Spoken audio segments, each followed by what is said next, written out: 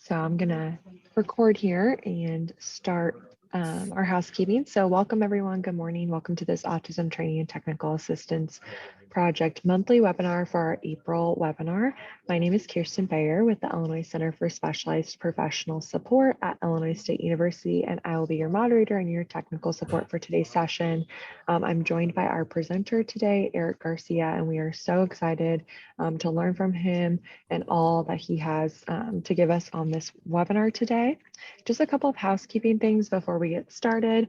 Again, my name is Kirsten Bayer. Feel free to reach out to me via email, which is up here on your screen, or via the chat during this session if you have any technical difficulties, or if you need anything following the webinar, feel free to reach out to me right here.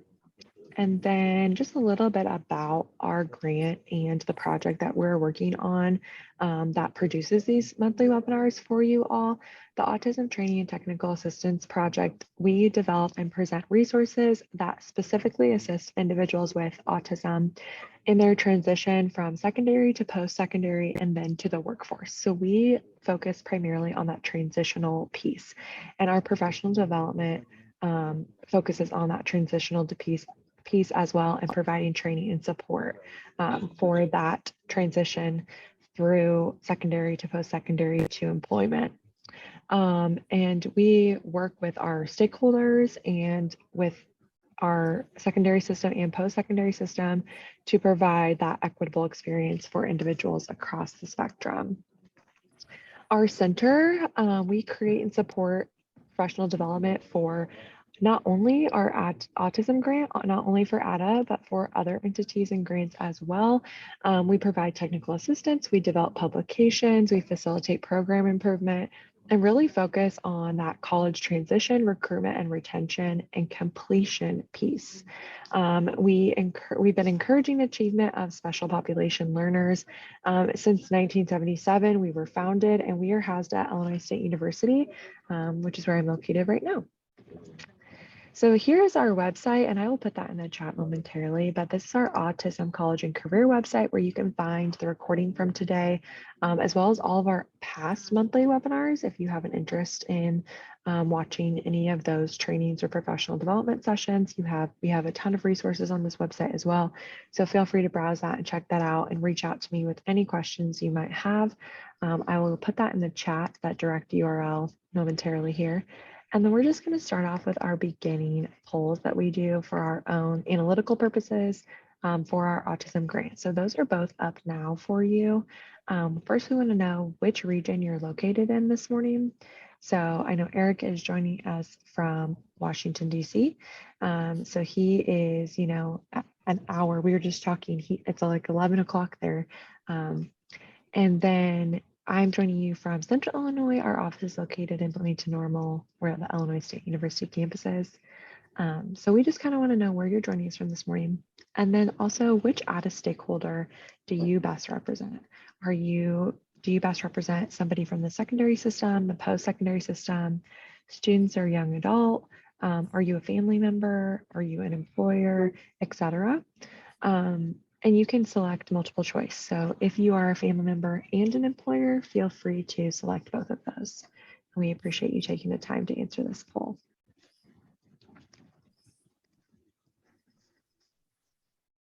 We'll give everyone a couple more seconds here, and then I'll end this poll and share the results. So it looks like most of you are from the northern part of Illinois, but we have a couple of you sprinkled across the state as well. So welcome everyone. And then we have most of you are joining our students or young adults and people from the secondary system. So again, thank you so much for taking the time to join this session with us today. We really appreciate your participation.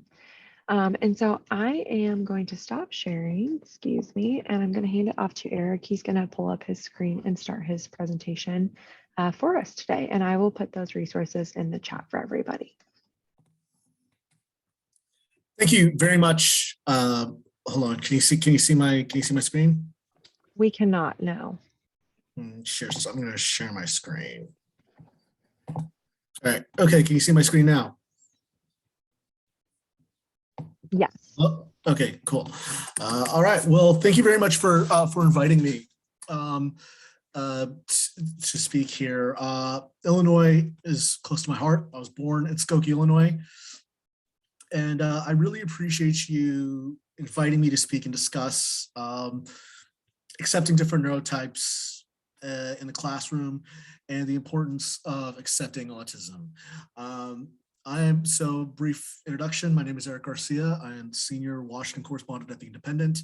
I am also a columnist for MSNBC, but relevant to today's discussion, I'm the author of a book called We're Not Broken, Changing the Autism Conversation.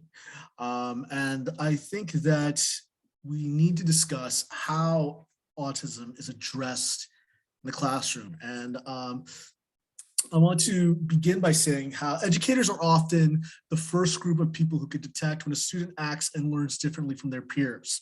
Oftentimes, particularly when homes don't have an understanding about disability, teachers and educators and administrators can be a guidepost.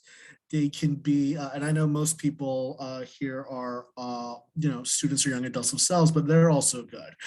In the 1990s, after autism was included in the Individuals with Disabilities Education Act, educators were often responsible for reporting statistics and still are responsible for reporting statistics about autism to the federal government to give us a fuller picture of autism. What that did is that showed that autism was much more common than we believed, and still believe that. And as a result, and we're still learning that. And to this day, autistic people still are. Oftentimes, students and education is the first kind of bulwark, and the first kind of platform that can allow autistic people to enter into society. At the same time, educators can also pose risks to their students. Educators can sometimes see kids as problem children or not see their needs as legitimate. They can often mislabel autistic kids, particularly children of color, as having behavior disorders, and that often leads to them being denied services. But educators have the capacity to end these practices as they are on the front line. And that requires confronting their own biases and confronting their own misunderstandings. So how do we best assist autistic people? So who am I and why should you care? First off, I'm autistic. I grew up autistic at a unique time during our public understanding of the condition and as it shifted. I was born in 1990, which was the year that the Individuals with Disabilities Education Act was passed. And on top of that, I also was growing up when I was born 4 years before Asperger's syndrome was included into the Diagnostic and Statistical Manual of Mental Disorders. So what that meant is that I was beginning my diagnostic journey as America was really beginning its understanding and changing its understanding and adjusting its understanding about autism, from going from being a very narrow understanding about autism, being a very, very narrow condition, to being a much broader condition. So that was an important thing. But on top of that, my experience as an autistic person wasn't enough. So as an autistic person, I think one of the things that I thought about was so I began working in journalism. I went to college at the University of North Carolina at Chapel Hill. I graduated. I've been working in political journalism. I've been living in Washington now for about 8 years. And one of the things that I noticed was that a lot of our discussions about autism began and ended with trying to fix autistic people, or the discussions began and ended with vaccines. And my feeling was, those don't help autistic. Those two discussions don't really address what autistic people need right now. So what I did is I traveled across the country to try and understand how our misunderstandings about autism have led to bad policy outcomes for autistic people. And then also what I did is I recognized and I learned is I thought about my own experiences as an autistic person growing up. And one of the things that I thought is that education was oftentimes the first front line that helped me understand more. So what I've learned, what I've found is oftentimes the biggest challenge for autistic people in education comes not from being autistic. And this is not to diminish disability. And yes, autism is a disability. It's included in the Americans with Disabilities Act, Amendments Act. It's included in the Individuals with Disabilities Education Act.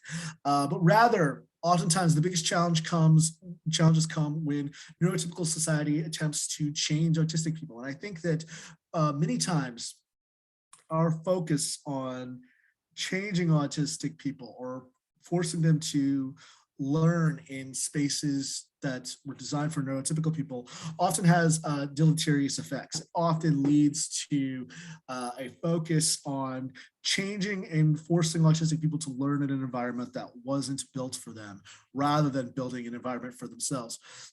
So accommodate, and I think the biggest example of this is with accommodations. Accommodations are often the biggest challenge. Oftentimes, whether it's in K-12 or in college, autistic children often feel isolated. My friend David Perry, who is a parent of an autistic child, he wrote in an article for The Nation how in order to get accommodations for his son, they have to use very dehumanizing language to get for his IEPs. They said, we dehumanized our kid in the paperwork. Sorry, I missed that, our kid in the paperwork, but we got the support. Similarly, the problem with getting supports is they often put the onus on the person with a disability. But at the same time, this is something that Emre Go, who is an autistic professor at University of Michigan, an assistant professor of English, has discussed. And I know this because I've seen this in my own lifetime. When I was an autistic student, when I was a student in college, oftentimes I didn't want to, I was ashamed of asking for accommodations. I think a lot of times autistic people and a lot of other people with disabilities are ashamed about asking for accommodations when they are in university. So for a long time, I did not ask them. And it was only after I tanked a test. It was for something that wasn't even my major. It was for an African music class of all things, where we had to match a country with the music that it came from. It was an elective that I needed for my general education, and I tanked it. And then I went to my professor. I'll never forget him. His name is David Peer. And so I said, Professor, I need help. I'm autistic, and I hadn't discussed that with anybody. And this was the day before fall. This was when fall break was starting. And what he did is he got on the phone and he said, they're waiting for you, go to the student center. And as a result, I got a guidance counselor, and that helped immensely, tremendously. But I think a lot about how it required me as a student to overcome my internalized ableism. It required me to overcome shame and guilt. It required me to ask for the accommodations rather than having those accommodations put in place, or rather than building a classroom with autistic and otherwise disabled students by design. A lot of times we assume that simply because an autistic person or a person with a disability is in college, that they must not be, quote unquote, that disabled. Furthermore, a lot of times, because of the scarcity of resources with autistic people, when it comes to special education or disability education, a lot of autistic people feel guilt of thinking about, well, I don't want to take away, I'm not that disabled, so I don't want to take away services that belong to other people. So that was one thing. And I think that is how it often happens. But oftentimes accommodations are necessary, but we need to change how we view them. We need to stop putting the onus on the students and focus more on helping autistic students about building accommodations and universal design with students in mind. So what is this about? This is about neurodiversity. So what is neurodiversity? Neurodiversity goes back to old online forums of autistic people. And some people argue back to Jim Sinclair, others argue it's Judy Singer.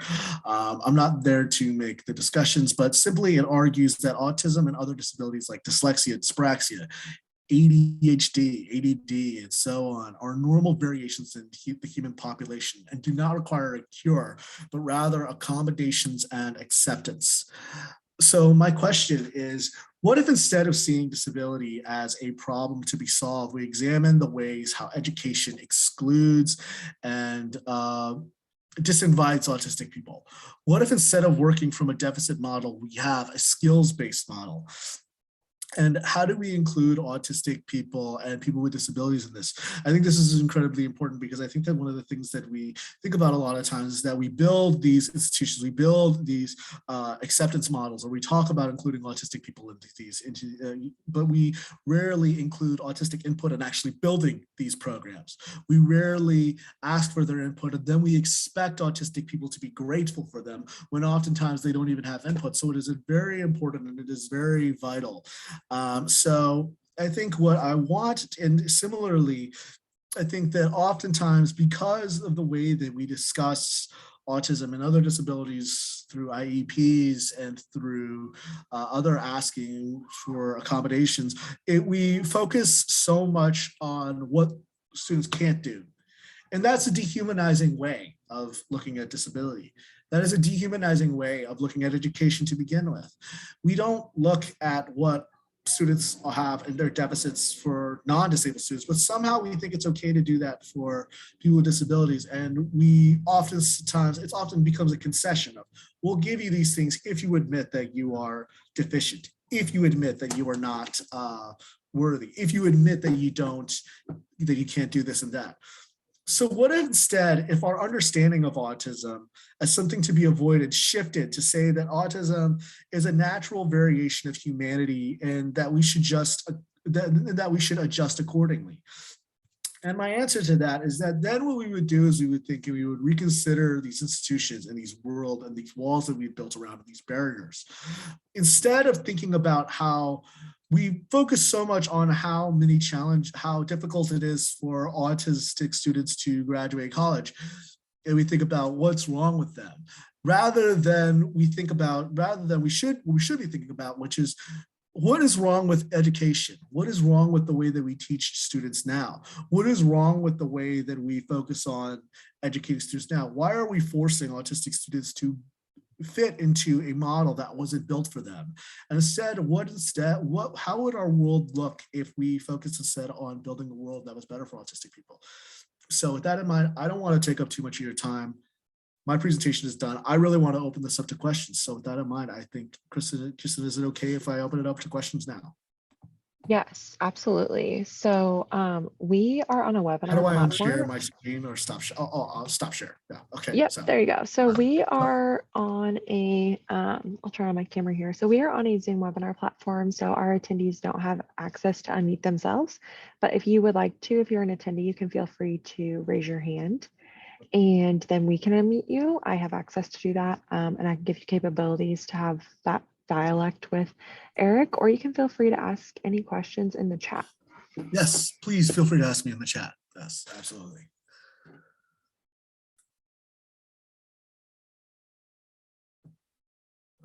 Kirsten, do you have any questions for me as well? I do not, but I did want to kind of know a little bit more about just your experience. Like I know you said you experienced assistance in college, but what was it like potentially, if you could explain a little bit about your personal experience, like growing up even in the secondary system? Yeah, so I mean, I think that one of the things that was interesting is that like,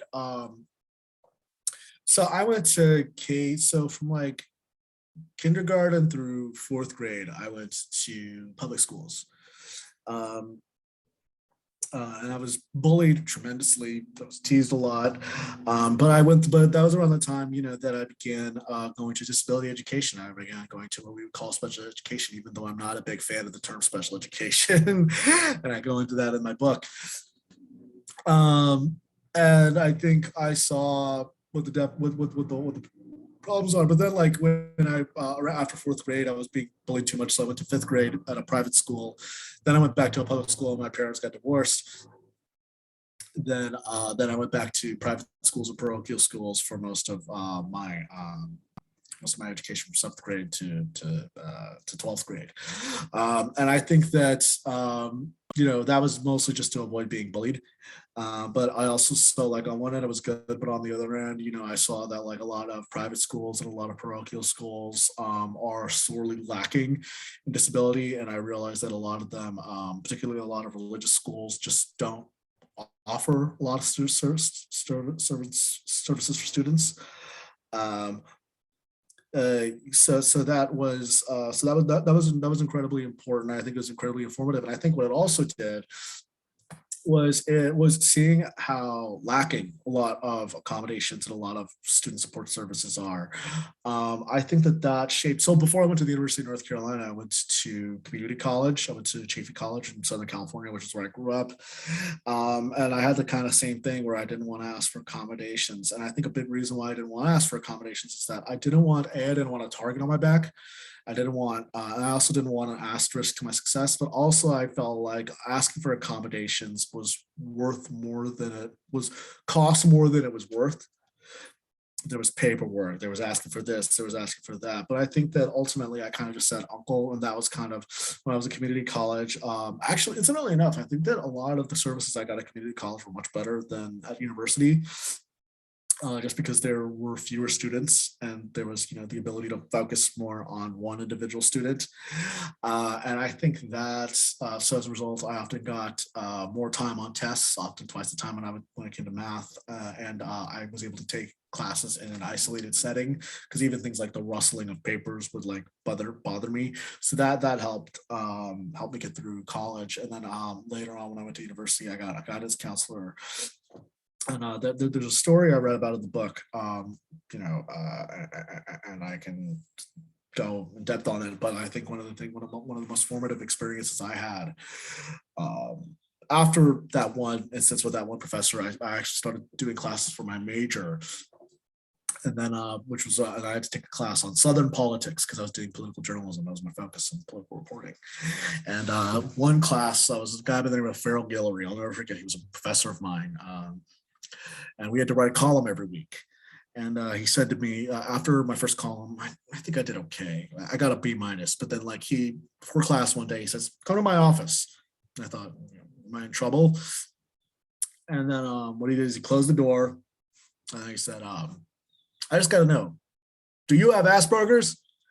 And my response was, so first off, educators, do not do this. That is illegal. I think, is that illegal?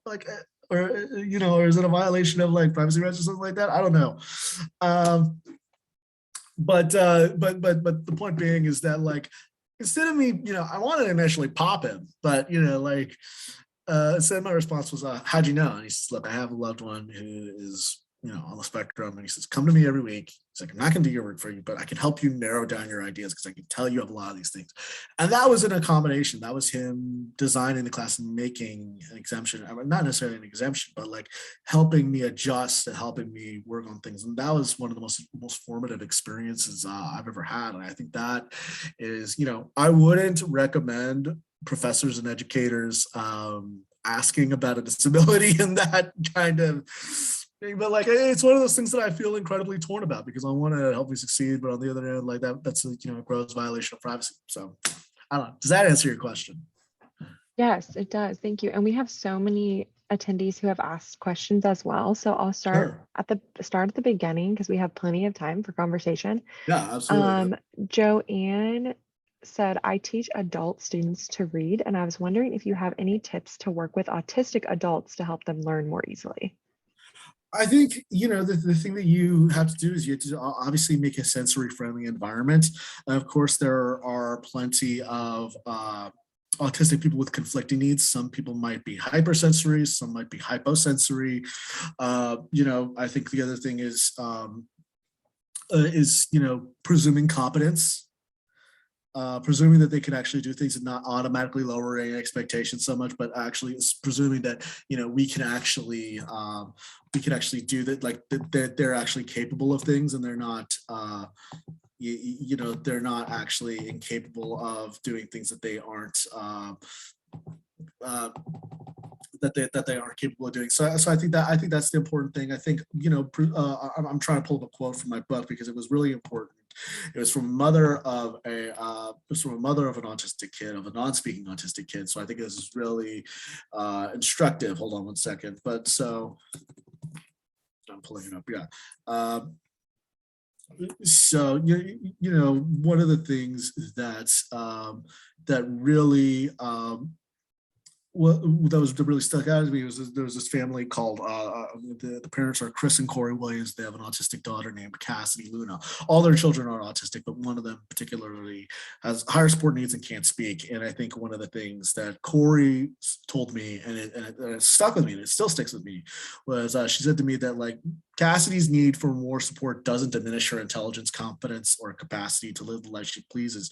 And she said specifically, the one thing that I do find myself repeating is the assumption of intelligence and competences necessary in raising her. And she says, we don't have any idea of what she's capable yet. She's not going to say very much yet. She's going to say, she's not going to say very much now, but she's got a lot to say. She's going to say it one day. It might not be bubbly, but she's going to say it. And I think it's really important to start from that baseline that we don't know what autistic people are capable of. We should start from that baseline that they do have something to say, and they have something, and that they can learn, and that they can think, and that they have complex inner lives and inner workings just like anybody else. I don't know. Does that answer your question? Yeah, I believe so.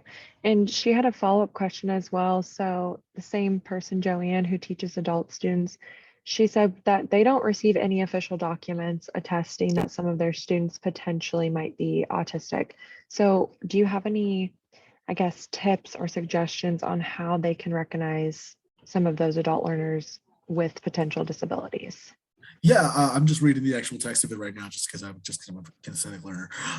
We don't receive any official documents attesting that some of our students are autistic. How can we recognize their disabilities? I mean, I think one of the things is that, like, it's one of those things, you know, to borrow from the Supreme Court, you know, when you see it.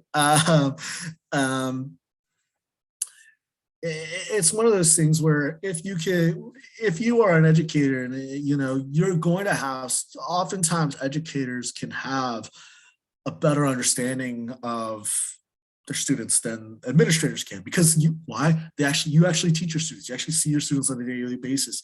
And if you have an understanding and you have a recognition of autism, and you have a cultural kind of understanding, and you've read the literature, and you've read the literature, and you've done the research, you probably have a better understanding about autism than a lot of these administrators or people who don't want to give a diagnosis, because they only see them in like short periods of time, whereas you're seeing them through, you know, day in and day out over a long duration of time. So I think that's one of the things. I think even if there isn't that official documentation, you can still build a classroom, and you can still build an environment that's friendly to autistic people if you have this understanding and you recognize that it is a real thing.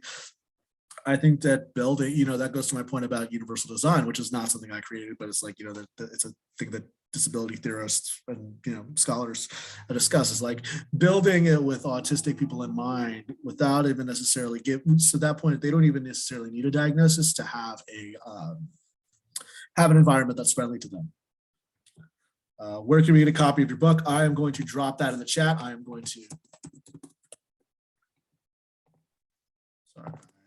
So I just dropped that into the chat. So. Oh, you put it in a direct message to me, Eric. I'll send it out to everybody. You're good. Sorry. You are good. There it is for everyone. And we kind of touched on how to, like, specifically how to create a comfortable sensory environment. Yeah. What are your thoughts on person first language, such as person student with autism versus autistic person / student? So first and foremost, I think that we should say that you're gonna get me in trouble. I'm just kidding. I prefer identity first language, which is autistic person, autistic student, but it should be important. It's important to recognize that every disability community has different lexicon. It does different preferences. So, for example, when I'm talking about an autistic person with an intellectual disability, you see what I did right there, just with the sentence construct. I said an autistic person, identity first, with an intellectual disability, because enough people with intellectual disabilities, and I've read enough and I've understood enough that, like, there's that preference. But I think ultimately what it comes down to is what a person's preference is. Ultimately, there might be someone on the autism with the condition of autism who prefers saying I'm a person with autism.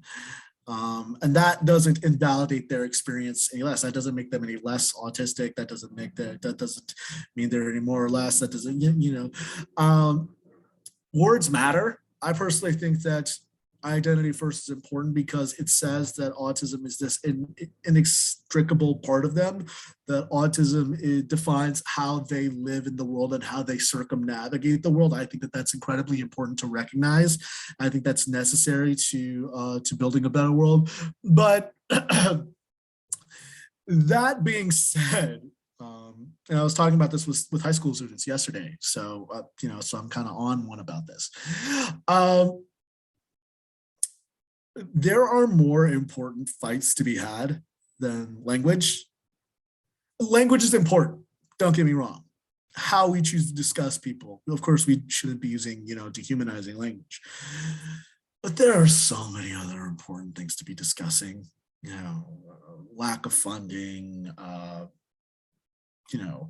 not being prepared for transition from childhood to adulthood, life services issues, research, lack of home care, lack of, poverty, and, lifespan issues.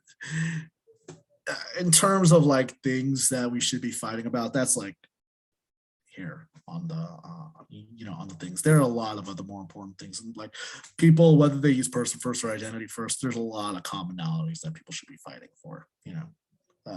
That's if autistic people and their loved ones are going to be fighting about that forever, that's going to prevent them from discussing really important things. That, at least my opinion.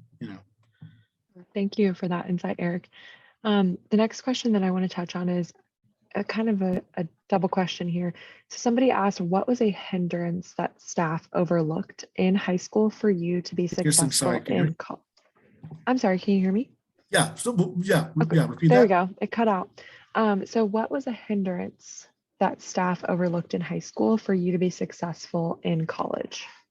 Oh, I think that one of the things that one of the hindrances was just by virtue of you being in an integrated classroom. I think that there's almost this, we create this almost false dichotomy where you're either segregated or you're fully integrated. If you're a person if you're a student with a disability, so you either are a student with a disability and you're in a fully segregated classroom, or if you're in an integrated classroom, you must not be that disabled. So therefore, we're not going to give you a lot of services because you can fully integrate. When rather what we should be saying is that, okay, we should find ways to fully integrate students with disabilities, make an environment that is friendly to them, make it so that they have the accommodations, and make it so that they can be fully integrated with their peers.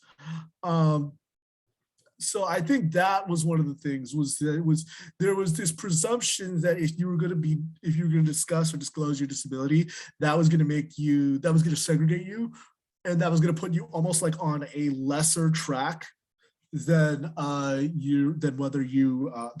you were going to be integrated. I'll give you a perfect story that's kind of explicative of this predicament. When I was at community college, I got accepted into the honors program. And I was already getting disability services after my mom got on me for, me to ask for services, and I didn't want to. I was like, no. And then I was like, fine, okay, fine, I'll do it. But then like when I got into the honors program, when one of my professors, Tim, I'll never forget him, his name was Tim Green. When he told me when he recommended me for the honors program, I said, I remember we asked, well, can I keep my services? And they said, well, we don't think we've ever had any disabled student ask for services in the honors program. And first off, that's, Kirsten, can I curse? That's BS, okay? That's BS. That's a bunch of malarkey. There are disabled students who can get into honors programs. And the fact that, there are a lot of people with invisible disabilities who are in honors programs, but they just don't disclose because they're ashamed of doing that. So, and the fact that you don't think that students with disabilities can be in honors programs is an indictment of, your honors program, honestly. Because you're automatically assuming, to the point about presuming competence, you're automatically, writing off, a large part, like people with disabilities are like what, one in four people has a disability, probably higher, but like 1 in 4 people has a documented disability. So you're automatically writing off a quarter of the population. So I think that's one of those things, is that like just by virtue of not thinking that people with disabilities can be in an integrated classroom, can be in a high performing or high demand classroom, automatically just sets the bar so low and makes it so that you don't want to disclose your disability. That is a long answer, but you got me on my soapbox. So. Oh no, we appreciate, the personal experiences that you've had in your answers to these questions. So the next question that I want you to address is, when it comes to bullying, what would you have wanted the school to do to make sure that the school was safe for you as a student with autism? I think what I would want is I would want my needs to be taken seriously. I don't necessarily, I'm not even somebody who believes in throwing the book at students or expelling them. What I would want at least is I would want there to be a response in place. Because later on, I should say, when I was a freshman in high school, I was kind of a bully. I was a bully. I was a jerk. I was a monster. And that goes to the point about hurt people. I was kind of,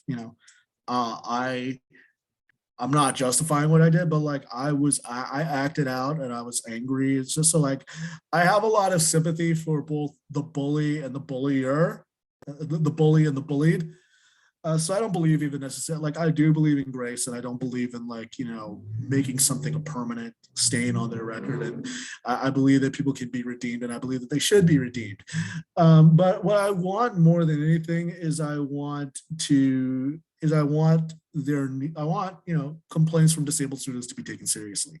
I want them to be believed, and I want them to be I want them to be addressed more than anything else. I want them to be taken as legitimate. Yeah, I think that doesn't there seem should be like too much to ask. Yeah. I think there obviously should be courses of action to rectify it. Maybe detention, maybe other things, but like the idea, I don't necessarily, I don't know the right response, but more than anything, I don't necessarily want someone to be expelled or to be, cast out completely or excluded. I think a lot of times kids are trying to figure things out, but I do think that they should be taken seriously. So Yeah, again, a long absolutely. answer. So in your research and writing about autism, because you've written this book, you said you've traveled the country, you've done this research, have you found any states or local school districts that stand out with particularly effective programs to meet the needs of autistic students, including engaging those students in designing their own accommodations? Really good question. I think there is so Marshall University in West Virginia is one of the first places that really focused on building a program for students for autistic students. There is Bellevue College in which is a community college just outside of Seattle that it has their Neurodiversity Navigators program. Sarah Gardner is autistic and leads the program. And has obviously has an autistic person themselves, has an autistic child, themselves. So that's important. Or has an autistic child, so that is important. So I think that's Gardner was invited to build this program and from the ground up. And so having autistic input from the beginning is important.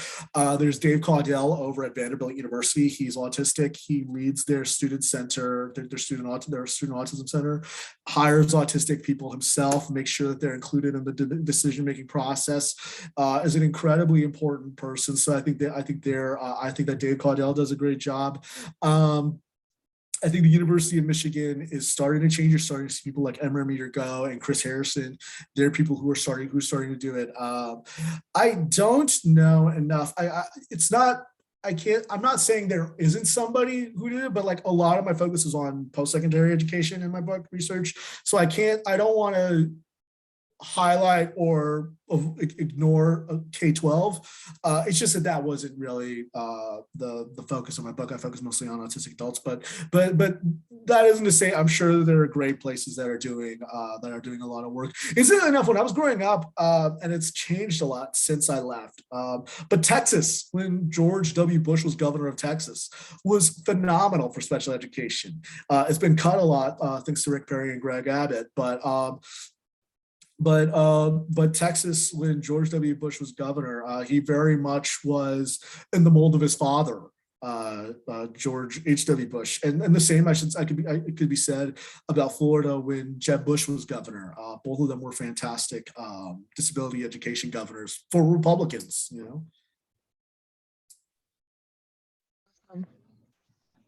So what were some of the things growing up that certain teachers did for you that helped you and supported you through that transition from the secondary to post-secondary to the workforce? I think one of the things was that the best teachers were the ones who didn't put a limitation on what I could accomplish.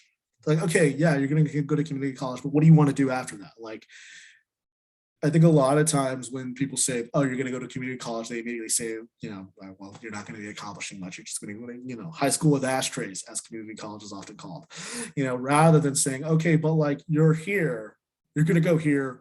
Where do you want to go though? I think just starting that basic, what do you want to do? And how do we get you there? That sounds so simple, but it's something not a lot of people do. Not a lot of people think about. Just starting from that, okay, how do you want to get there? We know you need to do this, but like, what's the next steps? And thinking about how to build that future is incredibly important. I think that, when I was when I went to community college, I had professors, who thought, hey, there was potential in me, so they put me in the honors program.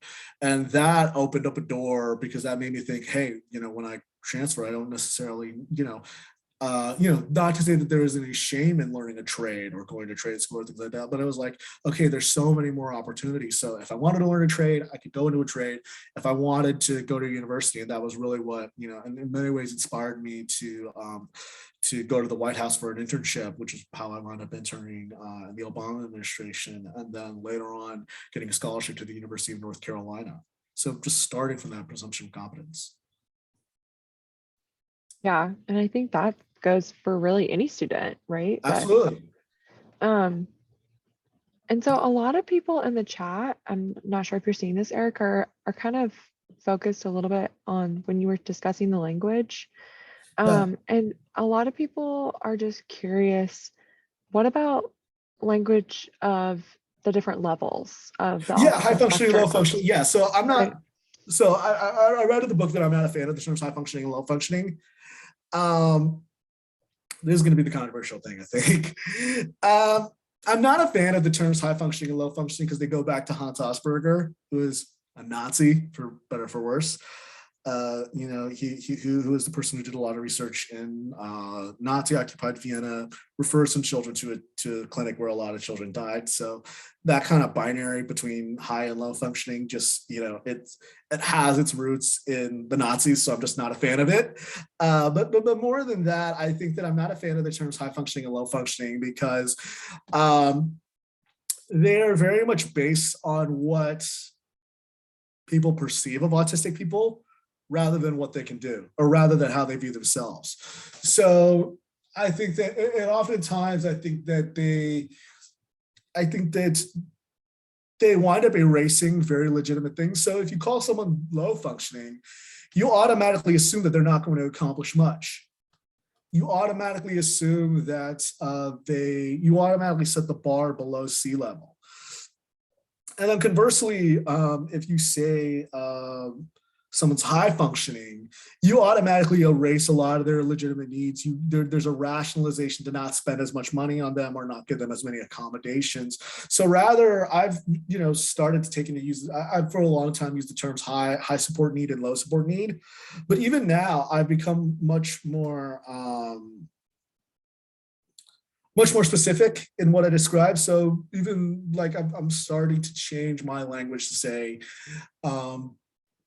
this is a non-speaking autistic person who requires 24-hour care, or this is a autistic person who speaks but requires a support aid, or this is a non-speaking person who doesn't have an intellectual disability. So like, again, being very, very specific, because I think that then what you do is then it's no longer about what you see and what you perceive, but rather is about what who they are as a person, if that makes sense. Right. Yeah. You're no longer just lumping them into a category of high versus low. You're being specific to that individual because we're all individuals, right? And Yeah, we all need different levels of support. right. And it's not based on assumptions is the most important thing. Right. Yeah. So being specific allows that opportunity of limiting or erasing those assumptions to be made. Absolutely. I love that. Yeah.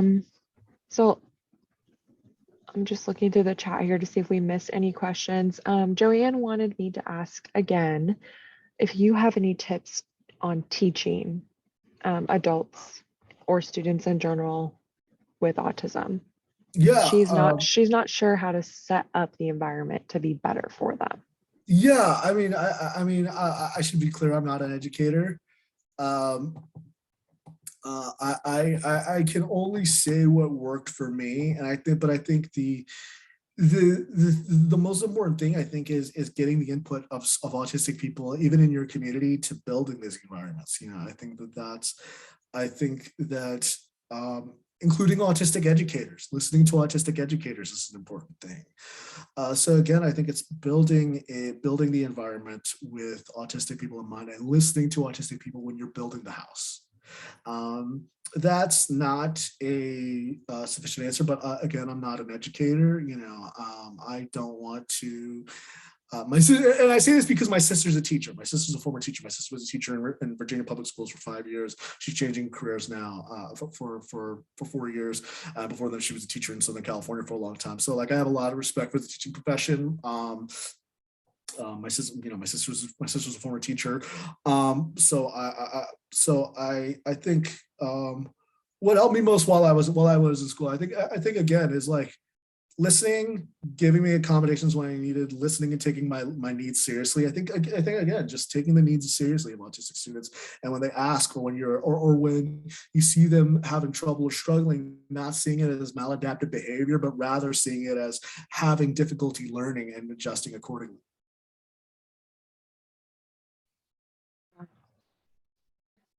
Great. So everybody in the chat, they're saying nice and yes to all of your comments. So I think they're really appreciating just your personal experience that you're offering and your insight as, from a child to secondary system to post-secondary to the workforce. Yeah. Still feel free, everybody, we have plenty of time, so still feel free to ask any other questions in the chat. Joanne asked if your sister would be willing to have any of these attendees reach out to her. Let me ask her, and I'll discuss that with her. I know she's in the middle of changing careers, but I could definitely ask her. So yeah, we appreciate that. She's her own person, and she very much doesn't like the spotlight as much as I do. Yeah, well, any insight, and also just as as teachers or instructors who are on here, our website provides a lot of options and opportunities and resources for you to browse yourself. You can simply go to our website. I'll put it again in the chat here, and you can find all the monthly webinars on there and past trainings. We did a great series with another a speaker who also identifies as being autistic as well. Her name is Haley Moss. So if you were not able to join those, yeah, she is amazing too. So if you were not able to join those, then feel free to access those recordings on our website. You can also go to our website and you can actually select which population of resources you want. So if you are from the secondary system or the post-secondary system, you can go and browse all the resources that we've provided. We also have resources on universal design, like Eric was talking about, and putting a plug in there as well. So feel free to browse our website. We also have our center's website, which is where I'll put that in the chat here, where our universal design resources are at. So feel free to browse that as well. And yeah, so Eric, a lot of people are saying they're looking forward to reading your book. Thank you. Yeah, no, absolutely. I think I did a better job explaining things in my book than I do in person, but that's just because I had 3 years to write it. So Yeah, But yeah, no, I appreciate all the questions, and I think that these are all important questions, and I'm taking them very, very seriously. yeah, and we appreciate that. So one more question that came in, could you share your perspective on social participation in extracurricular activities and how Oh, those students might help support, or these teachers and workforce people might help support students in their endeavor into those? oh, good question. Um, it was funny because when I went to, I can't say because I was kind of a recluse when I was in high school. I mean, I did Boy Scouts and I played guitar and I did guitar lessons, but like I just wasn't a very social person. But like when I moved to Washington, and then when I moved to North Carolina, I had a guidance counselor, and as I mentioned, my guidance counselor, Dr. Teresa Maitland, and then she was just like, so my first year, so like I went to UNC for 3 years because some of my credits didn't transfer over from California to North Carolina, so I didn't do 2 years. I did 3 years. So I graduated a year late because I'd also taken time to go to the White House. But she said, so that first year was really just about surviving. Survive and advance, as they say in college basketball.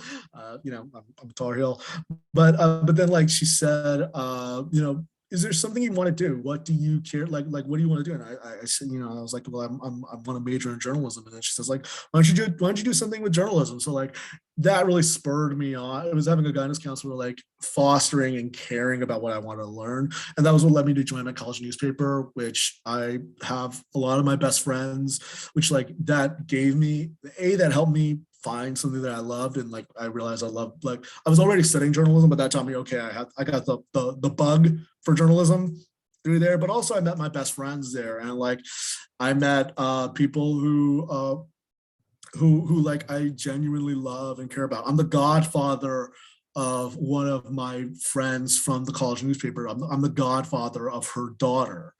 Other people, like, when I get sick, they pick me up from the hospital, or, like I've helped them move, or like, those are friends that I have for life. But like, I think it was one of the things to the point about the guidance count, about extracurricular activities, is again, it was presuming, and I keep going back to this, and I sound like, I know I sound like a broken record. I keep repeating it. It was just suggesting the same things that everybody else that you would suggest for anybody else. So that was the important thing.